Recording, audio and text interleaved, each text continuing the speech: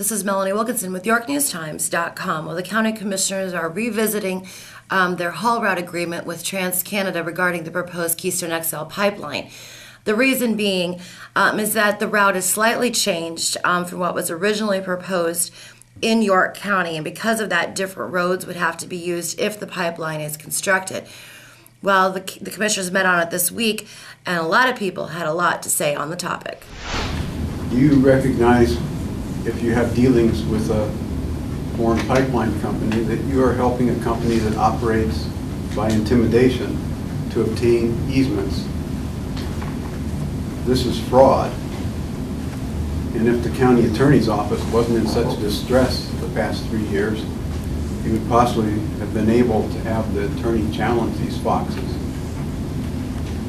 Just for your information, I got a nice letter I received several times over the past 3.5 years from the TransCanada company, where they declare that this is a final offer. It will remain open for 1 month, and after that time we will initiate the eminent domain process.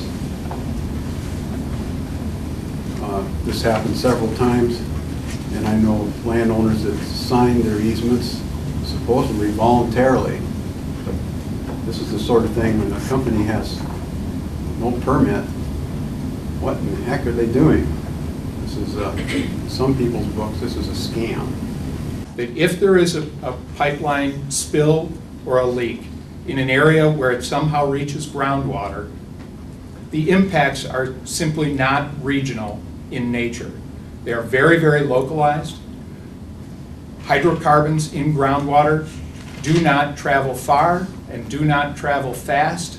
They are limited in their mobility, and if your frame of reference is other typical contaminants, if you compare it, for instance, to pesticides or nitrates even, hydrocarbons behave very, very differently.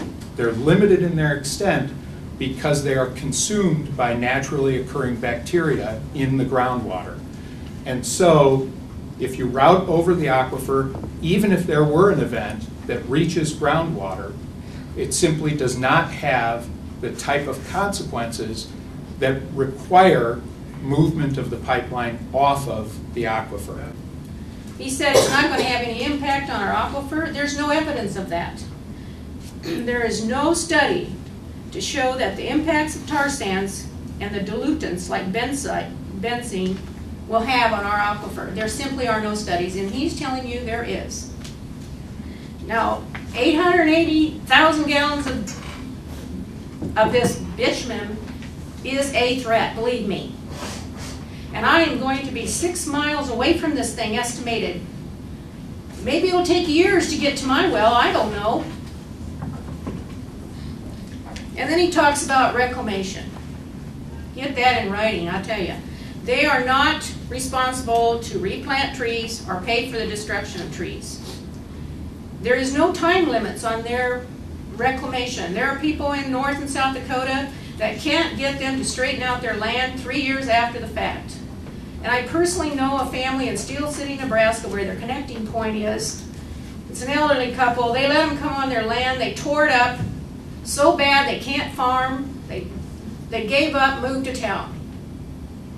I tell you what, that is not ethical. And whether it's a subsidiary of Canada or not matters not. The fact is, their money has spoken. I work for a group called Bold Nebraska, which several of you I'm sure are familiar with. And we obviously are opposed to the pipeline for several reasons, which I won't get on my soapbox today. But we also know that if this pipeline is coming through, we want to make sure that our state as well as our counties and landowners are protected, which is why we work on multiple levels, not just in opposition of the pipeline. Specifically, I think that there are things that you need to consider putting in writing in order to ensure that this county is protected. And this booklet, which I've prepared and I'll give to Cynthia, and I can produce more, Cynthia, if the board finds this helpful, is there are examples for you guys to pull from different states and from different counties.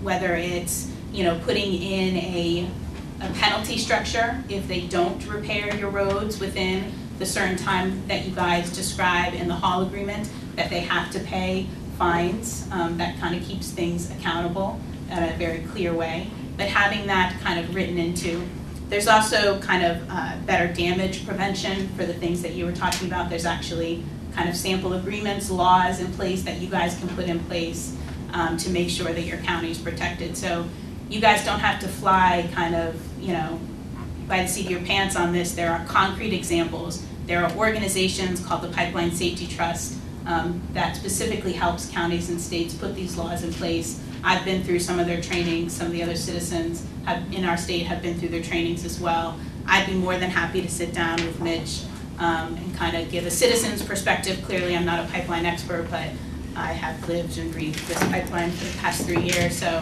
I've definitely done some homework on some things that we can put in place.